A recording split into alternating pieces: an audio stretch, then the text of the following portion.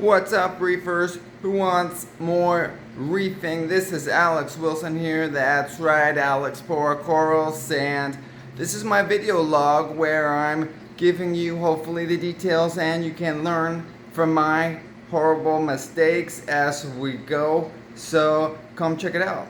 Alright guys, so this is my aquarium here and it's been a full 24 hours now that I've had the lights on just the blues at 20% intensity, and so I turned it a little brighter on just so I can get some, just so I can film it for you guys right here. And yeah, certainly still there, but certainly way down. So hopefully, just when I keep this up, and it should slowly start to bring it down, start to for the dissolved organics in the water to dissipate, and for the microfauna to catch up with it.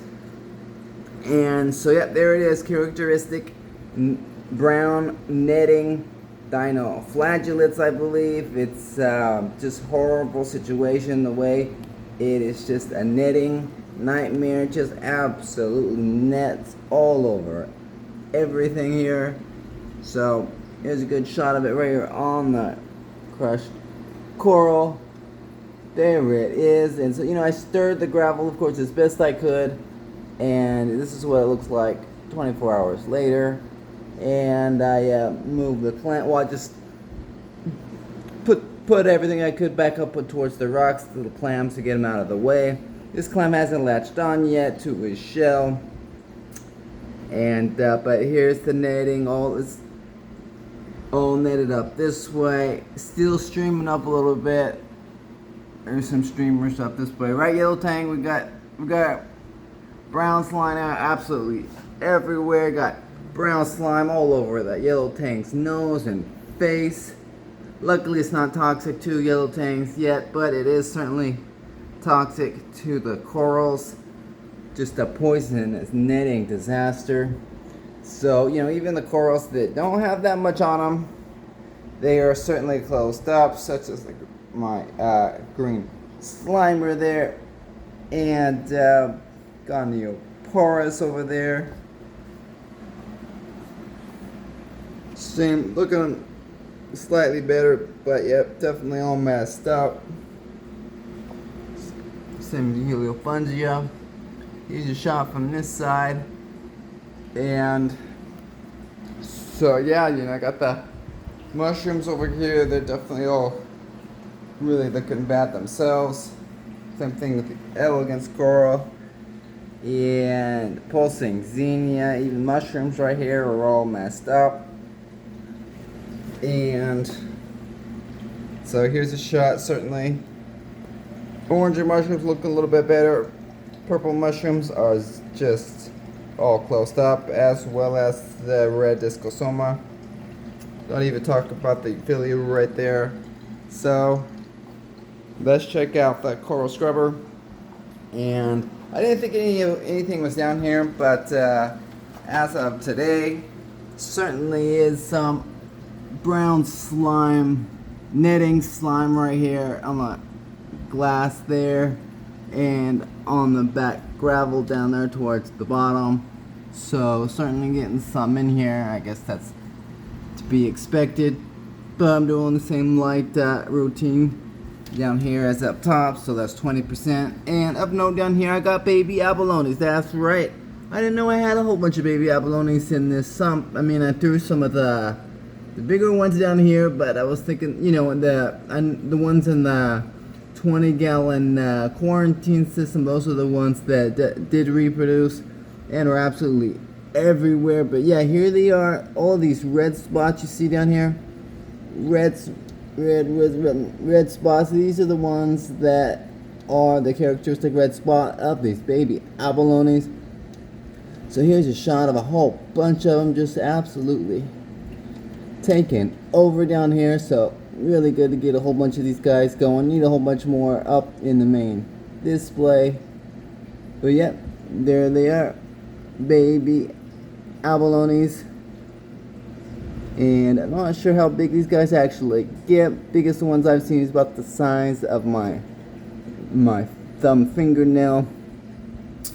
So there it is, baby abalone bloom, and all over this gravel down here. So this is just a small section right here on the front. So that whole coral, crushed coral field right here definitely has a whole bunch. Alright guys, well, guess that's it. What can I say? Excess dissolved organics, I think it's just fueling this algae bloom. That's right, it's just the brown slime Dino flagellate nightmare. So just trying to get it under control, letting the microfauna, copepods, amphipods catch up with the system, and trying to just let the dissolved organics hopefully get more processed out of here, either just through the bacterial action, through the protein skimmer, what have you. So it'll bounce back. It's just going to take time. We know whether it's 2 weeks or 2 months. Got to be patient, and it should be fine. But might as well check out the 20-gallon quarantine really quick. I moved this toadstool down a little bit from where he was at, but unfortunately he already attached himself to the rock right there. So I pulled him off the rock, but then felt bad later that I should have just moved the other piece over here, which was the orange de chitada, and then so a piece of the toadstool is left on the other rock right there. It'll probably just die off, but hopefully the main toadstool right here won't get infected, won't have any problems. He should be fine though. He's opened up, good polyp extension right now, and so because they were almost touching right there, but moved them over, and so had to move a few of the other corals around as well. So I moved the turbinaria back in there, and kind of close to the camelphobia right there, so got to keep an eye on them, make sure they're not stinging, as well as the Goni astrea right here, definitely a stinger, bunch of stingers out at night. So, and then there's the Hydno 4 right there, moved him right there, just so it doesn't sting right in the other stuff right there. And also moved the, where's the green Micromusa over here. So also a stinger, hopefully it won't, keep an eye on it doesn't sting the special varieties and the salmon corals around him. But you get a nice shot of them right here, close to the glass. So there it is, right there, green Micromusa. Gotta love it. And everything else in here is hopefully doing pretty good. Just fed the Dragon Soul and the Goni astrea yesterday. A little bit of canned tuna. That's right, I said it right. You heard it right. Canned tuna. I'm crazy. I feed my corals canned tuna. Just what I have extra here in the house, so it seems to work pretty good for them, as well as the the large polyp corals, definitely doing that. So let's get a quick shot of the Walt Disney and the home wrecker. There it is, still alive. Fingers crossed, as well as the rainbow spices right here, guys. And definitely you can see that the one to the left was like a green, but it definitely has a little bit of red in it now, you can see. And then this one towards the right certainly was the red, like a good mix of red and green. And then you can see that the whole base right there is in fact red, and the tips and the rest of the bottom are green. So definitely doing okay so far. And here's a quick shot of everybody else, and get a shot of this guy right here now that he's closer to the glass as well. And he's got some cool green polyps on him. So I'm thinking this is like a type of Colt finger leather coral. And get a shot of him on this side too. Let's see here. There he is.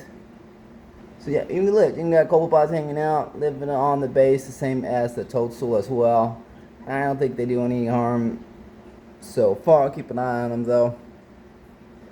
Alright guys, well, I guess that's it. Quick update here, but find out what's going on with this Dino flatulent nightmare netting algae nightmare. Alright guys, happy reefing. Bye.